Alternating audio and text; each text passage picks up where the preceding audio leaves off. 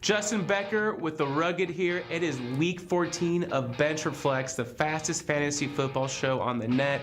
And it's the playoffs, everyone. So let's strap up. Let's get you some good picks. And I want to start at wide receiver with Devon Bess. Devon Bess is back to being the PPR guy we know and love. He had 6 catches the last 2 games. And you know what? You can do a lot worse than getting that 7 to 12 points Devon Bess is going to get you every week.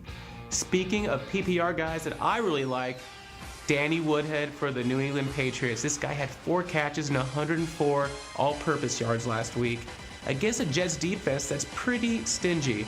I really like him. He's available in 40% of leagues, and you can also play him at running back or wide receiver. Very flexible, guys. Definitely get him if he's available.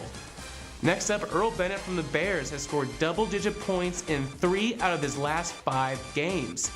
That means he's also gotten 8 targets last week from Jay Cutler. He's getting looked at a lot more in that Mike Martz offense. I think he can be a late sleeper here in the playoffs if you get him. Next up, Donald Driver. He looked really healthy last week. He put up some decent points. Unfortunately, that means James Jones is relegated to mop-up duty. He might be worth dropping. If Donald Driver's there, I would pick him up. Next up, Des Bryant. He hurt his ankle. He's out for the season. That means it's time for Roy Williams to step up. Last time Des had some injury issues earlier in the season, Roy Williams putting up double-digit points for 3 straight weeks. I hesitantly say I expect a lot out of him, and I think he can get you double-digit points through the remainder of the playoffs. And I want to start my running back picks with my pick of the week, and that is Tashard Choice from the Dallas Cowboys. Last week, Choice had 19 carries for over 100 yards and a touchdown. With Des Bryant hurt, the Cowboys are looking to lean more on the run. I think that means a lot more carries for Tashard Choice, and he is my pick of the week. But someone who I also like a lot this week is New Orleans Saints' Chris Ivory. He had 15 carries for 117 yards and 2 touchdowns.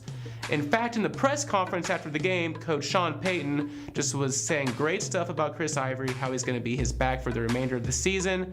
Bad news for you Reggie Bush owners, he might be worth dropping, but Chris Ivory is the back for the rest of the year for the New Orleans Saints. James Starks for the Green Bay Packers is another guy I really like. Brandon Jackson, he's not going to be playing as much. It looks like James Starks is taking over the reins. He had 18 carries and 73 yards last week versus the Niners. This week he plays the Lions, pretty decent matchup. He's also available in 70% of leagues. So if you're thin at running back or you need someone in that flex position, I really like him.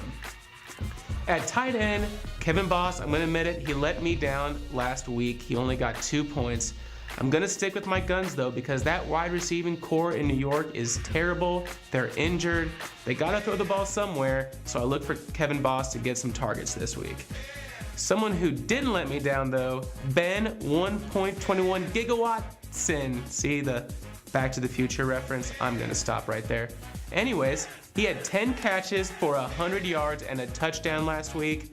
Nice matchup versus the Niners. I'm going to tell you guys, bottom line, he's kind of a home run hitter. He has good games, bad games, but you're in the playoffs. If you're going to gamble, gamble big. I like Ben Watson right there. Finally, at tight end, I like Anthony Fasano from the Fins. He grabbed a touchdown last week. Gotta hope that's a trend. He's going to get some targets this week against a Jets defense that doesn't give up much to the receivers.